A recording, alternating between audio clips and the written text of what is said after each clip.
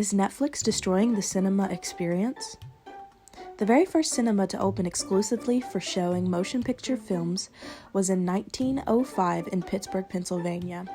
The UK attendance rate of cinema admissions hitting its peak of 1.65 billion in 1946 post-war. Netflix is an internet-based streaming service. But when the company was founded in 1997, cinema admissions had already stooped down to 139.3 million. And in 1998, when the very first streaming service became available to the public, ITV, founded in Hong Kong. Hey! For the special price of $188, your family can enjoy 1,000 hours of movies, music, radio, and other home entertainment anytime you like. ITV. Why follow convention? Admissions were at 135.5 million. In 2007, Netflix released their streaming service to limited public, and in 2010, it began its international releases. Despite the rise of internet streaming services at this time, cinema admissions rates rose to a whopping 169.2 million. The cinema experience remained intact even with the digital age warming in. That was until the worldwide pandemic that struck in 2019. This pandemic sending life into quarantine, in-person experiences were no longer an option. This is when our content-craving selves turned to streaming services, Netflix.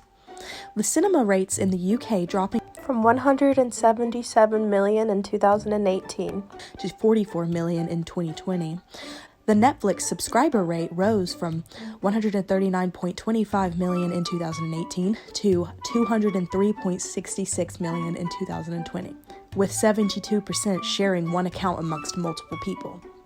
A case study conducted by Maggie Livingston found that during the pandemic, only 14% of respondents still preferred going to cinemas, whereas 36% stated they now prefer streaming services. Statistics show that in November of 2018 to 2020, people that strongly prefer cinemas have now dropped by 14%, and people that strongly prefer streaming services has risen by 21%.